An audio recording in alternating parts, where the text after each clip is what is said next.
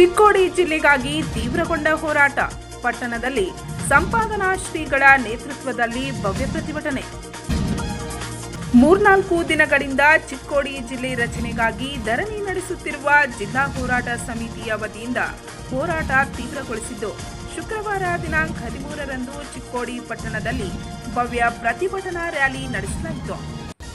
ಚಿಕ್ಕೋಡಿ ಚರಮೂರ್ತಿ ಮಠದ ಶ್ರೀ ಸಂಪಾದನಾ ಮಹಾಸ್ವಾಮಿಗಳ ನೇತೃತ್ವದಲ್ಲಿ ನಗರದ ಬಸ್ ನಿಲ್ದಾಣ ಚೌಕದಿಂದ ಕೆಸಿ ರಸ್ತೆ, ಗುರುವಾರಪೇಟ್, ಅಂಕ್ಲೇಕೂಟ್ ಮೂಲಕ ಬಸವ ವೃತ್ತದವರೆಗೆ ಬೃಹತ್ ರ್ಯಾಲಿ ನಡೆಸಲಾಯಿತು.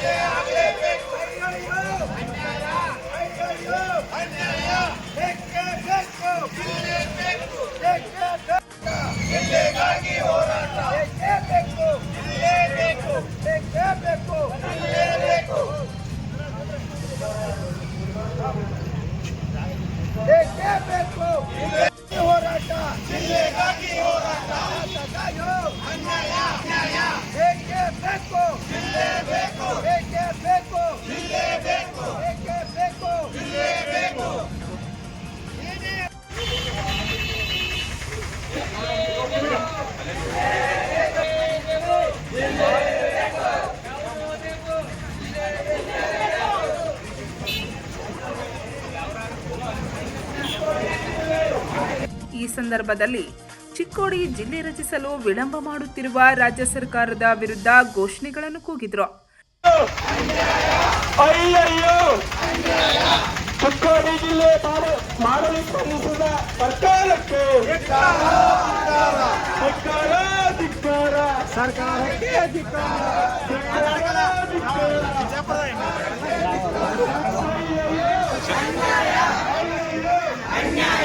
ಬಸವ ವೃತ್ತದಲ್ಲಿ ತಹಸೀಲ್ದಾರ್ ಚಿದಂಬರ್ ಕುಲಕರ್ಣಿ ಅವರಿಗೆ ಮನವಿ ಪತ್ರ ಸಲ್ಲಿಸಲಾಯಿತು. ನಿರ್ಣಯವನ್ನು ಮೇಲಾಧಿಕಾರಿಗಳ ಗಮನಕ್ಕೆ ತಂದು ಸರ್ಕಾರದ ಗಮನಕ್ಕೆ ತಂದು ಈಡೇರಿಸಬೇಕಾಗಿ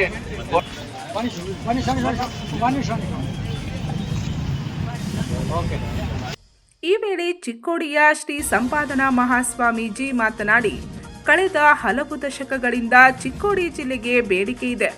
ಚಿಕ್ಕೋಡಿ ಜಿಲ್ಲೆ ಮಾಡಿದರೆ ಈ ಕ್ಷೇತ್ರದ ಸಮಗ್ರ ಅಭಿವೃದ್ಧಿಯಾಗಲಿದೆ.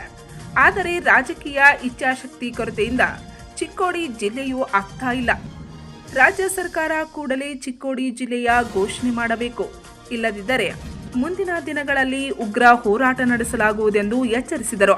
ವರ್ಷಗಳಿಂದ ಚಿಕ್ಕೋಡಿ ಜಿಲ್ಲೆ ಆಗಬೇಕು ಅಂತ ತಿಳ್ಕೊಂಡು ಬಹಳಷ್ಟು ಜನ ಪ್ರತಿಭಟನೆ, ಉಪವಾಸ, ಹೋರಾಟವನ್ನು ಮಾಡಿರ್ತಕ್ಕಂಥದ್ದು ತಮಗೆಲ್ಲ ಗೊತ್ತಿರತಕ್ಕಂಥದ್ದು.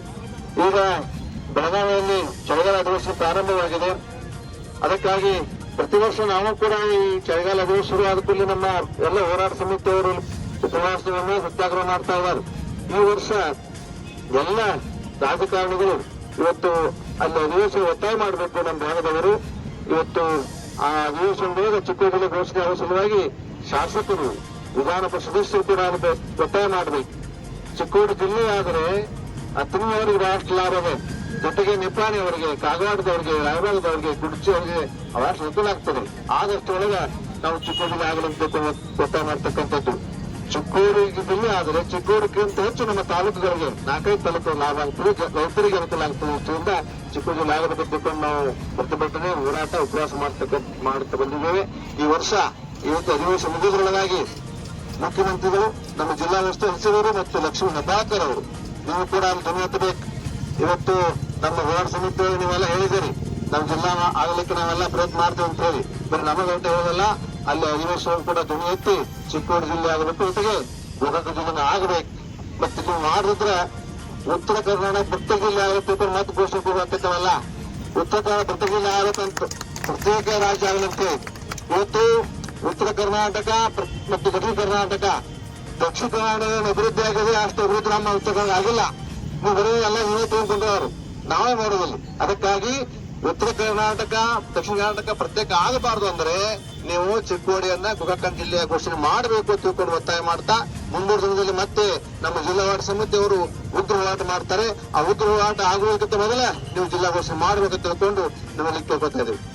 ಚಿಕ್ಕೋಡಿ ಬಿಜೆಪಿ ಜಿಲ್ಲಾಧ್ಯಕ್ಷ ಸತೀಶ್ ಅಪ್ಪಾಜಿಗೋಳ್ ಮಾತನಾಡಿ, ಚಿಕ್ಕೋಡಿ ಜಿಲ್ಲೆ ರಚನೆಗೆ ಮಾಡುವ ಭರವಸೆ ನೀಡುವ ರಾಜ್ಯ ಸರ್ಕಾರ ಕೂಡಲೇ ಚಿಕ್ಕೋಡಿ ಜಿಲ್ಲೆಯನ್ನು ಘೋಷಣೆ ಮಾಡಬೇಕು. ಈ ರಾಜ್ಯ ಸರ್ಕಾರಕ್ಕೆ ಜನಸಾಮಾನ್ಯರ ಅಭಿವೃದ್ಧಿಯ ಕಾಳಜಿ ಜನನಾಯಕರಿಗೆ ಬೇಕಾಗಿಲ್ಲ. ಅದಕ್ಕಾಗಿಯೇ ಚಿಕ್ಕೋಡಿ ಜಿಲ್ಲೆಯನ್ನು ರಚಿಸಲಾಗಿಲ್ಲ. ಈ ನಿಟ್ಟಿನಲ್ಲಿ ಸಚಿವೆ ಲಕ್ಷ್ಮೀ ಹೆಬ್ಬಾಳ್ಕರ್ ಅವರು ಚಿಕ್ಕೋಡಿ ಜಿಲ್ಲೆಯ ಸಮಸ್ಯೆಯನ್ನು ಅಧಿವೇಶನದಲ್ಲಿ ಪ್ರಸ್ತಾಪಿಸಬೇಕು. ಕೂಡಲೇ ಚಿಕ್ಕೋಡಿ ಜಿಲ್ಲೆ ರಚಿಸಬೇಕು. ಇಲ್ಲವಾದಲ್ಲಿ ಬಿಜೆಪಿಯಿಂದ ಹೋರಾಟ ನಡೆಸಲಾಗುವುದು ಎಂದರು. ಆಗಸ್ಟ್ 15 ಆಗಲಿ 26 ಜನವರಿಗೆ ನಾವು ಪ್ರತಿ ಸಲ ಈ ಚಿಕ್ಕೋಡಿ ಜಿಲ್ಲಾ ಹೋರಾಟ ಸಮಿತಿ ವತಿಯಿಂದ ಎಲ್ಲರ ಬೆಂಬಲ ಕೋರುತ್ತಾ ಅವರು ಪ್ರತಿ ಸಲ ಸತ್ಯಾಗ್ರಹ ಕೊಡುತ್ತಾರೆ. ಆದರೆ ಈ ಸರ್ಕಾರ, ರಾಜ್ಯ ಸರ್ಕಾರ ಕಣ್ಣು ಮುಚ್ಚಿ ಕೂತಿದೆ. ಪ್ರತಿ ಸಲ ನಾವು ಮಾಡ್ತೀವಿ ಅಂತೂ ಯಾರಾದ್ರೂ ಒಂದು ಸ್ಟೇಟ್ಮೆಂಟ್ ಮಾಡ್ತಾರೋ ವಿನಃ ಅದನ್ನು ಮಾಡುವ ಇಚ್ಛಾಶಕ್ತಿ ಕೊರತೆ ಅವರಲ್ಲಿ ಕಾಣಿಸ್ತದೆ. ಆ ಕಾರಣ ಶ್ರೀಗಳ ನೇತೃತ್ವದಲ್ಲಿ ನಾವು ಇಂದು ಹೋರಾಟ ಮಾಡುತ್ತಾ ಈ ಸರ್ಕಾರದ ಮೇಲೆ ಒತ್ತಾಯ ಮಾಡುತ್ತೇವೆ.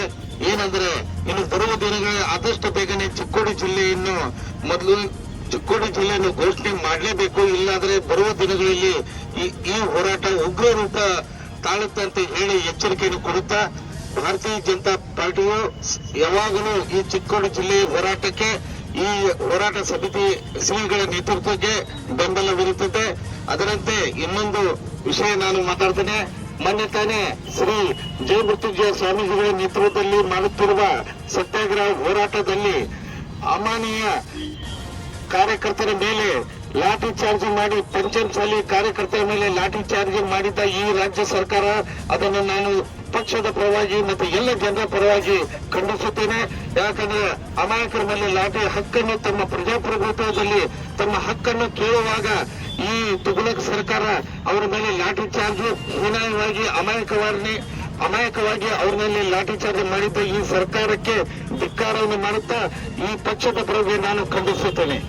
ಈ ಸಂದರ್ಭದಲ್ಲಿ ನ್ಯಾಯವಾದಿಗಳ ಸಂಘದ ಉಪಾಧ್ಯಕ್ಷ ಅಶೋಕ್ ಯರ್ನಾಳೆ ಮಾತನಾಡಿ, ಚಿಕ್ಕೋಡಿ ಜಿಲ್ಲೆಯಾಗಬೇಕೆಂಬ ಪ್ರತಿ ಚಳುವಳಿಯಲ್ಲಿ ಚಿಕ್ಕೋಡಿ ನ್ಯಾಯವಾದಿಗಳ ಸಂಘ ಭಾಗವಹಿಸುತ್ತದೆ. ಚಿಕ್ಕೋಡಿ ಜಿಲ್ಲೆ ಆಗುವುದರಿಂದ ಸಮಾಜದ ಎಲ್ಲ ವರ್ಗದವರಿಗೂ ಅನುಕೂಲವಾಗಲಿದೆ. ಆದ್ದರಿಂದ ರಾಜ್ಯ ಸರ್ಕಾರ ಕೂಡಲೇ ಚಿಕ್ಕೋಡಿಯನ್ನು ಜಿಲ್ಲೆಯಾಗಿ ಘೋಷಿಸಬೇಕು. ಇಲ್ಲವಾದಲ್ಲಿ ಮುಂದಿನ ದಿನಮಾನಗಳಲ್ಲಿ ವಕೀಲರ ಸಂಘವೂ ಸಹ ಉಗ್ರ ಹೋರಾಟ ನಡೆಸಲಿದೆ ಎಂದು ಎಚ್ಚರಿಸಿದರು. ಸಂಕೋಚಿತ ಮನೋಭಾವನೆಯಿಂದ ಈ ಜಿಲ್ಲೆ ಆಗಲು ಹಿಂದಟ್ಟು ಹಾಕ್ತಾ ಇದ್ದಾರೆ. ಆದರೆ ನಮ್ಮ ಈ ಸರ್ಕಾರಕ್ಕೆ ಒಂದು ವಿನಂತಿ ಏನೆಂದರೆ ಆದಷ್ಟು ಬೇಗ ಜಿಲ್ಲೆಯನ್ನು ಘೋಷಣೆ ಮಾಡಬೇಕು. ಇಲ್ಲದಿದ್ರೆ ಎಲ್ಲ ವ್ಯಕ್ತಿಗಳು, ಎಲ್ಲ ನ್ಯಾಯಾಲಯದ ಸಿಬ್ಬಂದಿಗಳು, ಎಲ್ಲ ವಕೀಲರು ಕೂಡಿ ಉಗ್ರ ಹೋರಾಟ ಮಾಡಬೇಕಾಗ್ತದೆ. ಯಾಕಂದ್ರೆ ನ್ಯಾಯಯುತವಾದ ಬೇಡಿಕೆ ಇದೆ. ಇದು ಚಿಕ್ಕೋಡಿ ಜಿಲ್ಲೆಯದು ಅತ್ಯಂತ ಸೂಕ್ತವಾದ ಬೇಡಿಕೆ ಇದೆ. ಕರ್ನಾಟಕದಲ್ಲಿಯೇ ದೊಡ್ಡದಾದ ಒಂದು ಬೆಳಗಾವಿ ಜಿಲ್ಲೆಯನ್ನು ಯಾವುದೇ ಕಾಲಕ್ಕೂ ಜಿಲ್ಲೆಯಾಗಿ ಘೋಷಿಸದೇ ಇದ್ದಲೇ, ಈ ಅಧಿವೇಶನದಲ್ಲಿ ಘೋಷಿಸದೇ ಇದ್ದಲೇ ಉಗ್ರ ಹೋರಾಟವನ್ನು ಮಾಡಬೇಕಾಗ್ತಂತ ಈ ಸರ್ಕಾರಕ್ಕೆ ಎಚ್ಚರಿಕೆ ಕೊಟ್ಟು ಆದಷ್ಟು ಬೇಗ ಈ ನಮಗೆ ಚಿಕ್ಕೋಡಿ ಜಿಲ್ಲೆ ಅಷ್ಟೇ ಆಗ್ಬೇಕಂತ ವಿನಂತಿ ಇದೆ. ಆದರೆ ಗೋಕಾಕ್ ಜಿಲ್ಲೆ ಮಾಡಲು ನಮಗೆ ಯಾವುದೇ ರೀತಿ ತೊಂದರೆ ಇಲ್ಲ. ಚಿಕ್ಕೋಡಿ ಮಾಡಲೇಬೇಕು. ಯಾಕಂದ್ರೆ ಚಿಕ್ಕೋಡಿ ಬಹಳ ದೊಡ್ಡದಾದ ಒಂದು ಪ್ರದೇಶ ಇದೆ. ಸಂಕೇತವಾಗಿ ಇಟ್ಟುಕೊಂಡು ಜಿಲ್ಲೆಯನ್ನು ಮಾಡ್ಬೇಕಂತೇಳಿ ನಮ್ಮ ಎಲ್ಲ ವಕೀಲರು ಇದಕ್ಕೆ ಸಂಪೂರ್ಣ ಬೆಂಬಲ ಇದೆ ಅಂತ ಹೇಳಿ ಒಂದೆರಡು ಮಾತು ಮುಗಿಸ್ತೇನೆ. ಜನತಾ ಪಾರ್ಟಿ ಹಾಗೂ ಎಲ್ಲ ಗಣ್ಯಮಾನ್ಯರಿಂದ ಇವತ್ತು ಚಿಕ್ಕೋಡಿ ಜಿಲ್ಲೆ ಆಗಬೇಕು ಪ್ರತಿಭಟನೆಯಲ್ಲಿ ಭಾಗವಹಿಸಿದ್ದೀರಿ. ಎಲ್ಲ ಭಾಗವಹಿಸಿದಂತ ಪತ್ರಕರ್ತರಿಗೆ ಹಾಗೂ ವಿದ್ಯಾರ್ಥಿಗಳಿಗೆ, ಪೊಲೀಸ್ ಸಿಬ್ಬಂದಿಯವರಿಗೆ ಎಲ್ಲರಿಗೂ ಎಲ್ಲರಿಗೂ ನಮ್ಮ ಹೋರಾಟ ಸಮಿತಿಯಿಂದ ತುಂಬ ಹೃದಯದ ಅಭಿನಂದನೆಗಳು ಸಲ್ಲಿಸುತ್ತೇವೆ. ಚಿಕ್ಕೋಡಿ ಜಿಲ್ಲಾ ಹೋರಾಟ ಸಮಿತಿಯ ಅಧ್ಯಕ್ಷ ಸಂಜು ಬಡಿಗೇರ್, ಕಾರ್ಯದರ್ಶಿ ಚಂದ್ರಕಾಂತ್ ಹುಕ್ಕೇರಿ, ಮಾಜಿ ಪುರಸಭೆ ಉಪಾಧ್ಯಕ್ಷ ಸಂಜಯ್ ಕವಟ್ಕಿಮಠ್, ನ್ಯಾಯವಾದಿಗಳಾದ SR ವಾಲಿ, HS ನಸ್ಲಾಪುರಿ, BN ಪಾಟೀಲ್, ಮಹಾದೇವ್ ಭಿಂಡವಾಡೆ, ಸಂಜಯ್ ಪಾಟೀಲ್, ಪ್ರಕಾಶ್ ಅನ್ವೇಕರ್, ಮೋಹನ್ ಮೋಟನ್ನವರ್, ನ್ಯಾಯವಾದಿ ಹುದ್ದಾರ್ ಸೇರಿದಂತೆ ಹೆಚ್ಚಿನ ಸಂಖ್ಯೆಯಲ್ಲಿ ನಾಗರಿಕರು, ವಿದ್ಯಾರ್ಥಿಗಳು ಉಪಸ್ಥಿತರಿದ್ದರು. ಡಿವೈಎಸ್ಪಿ ಗೋಪಾಲಕೃಷ್ಣ ಗೌಡರ್, PSI ಬಸಗೌಡ ನೇರ್ಲಿ ಸೇರಿದಂತೆ ಚಿಕ್ಕೋಡಿ, ಅಂಕ್ಲಿ, ಸದಲ್ಗ ಕಡಕ್ಲಾಟ್ ಪೊಲೀಸರು ಬಿಗಿ ಬಂದೋಬಸ್ತ್ ಏರ್ಪಡಿಸಿದ್ದರು.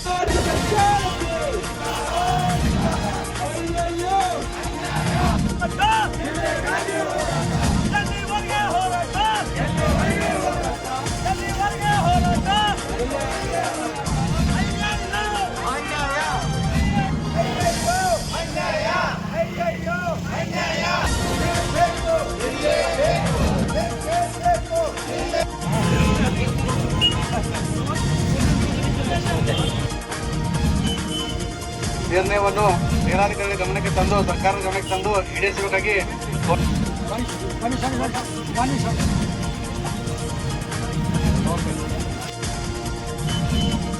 ನಿರ್ಣಯವನ್ನು ಮೇಲಾಧಿಕಾರಿಗಳ ಗಮನಕ್ಕೆ ತಂದು ಸರ್ಕಾರದ ಗಮನಕ್ಕೆ ತಂದು ಈಡೇರಿಸಬೇಕಾಗಿ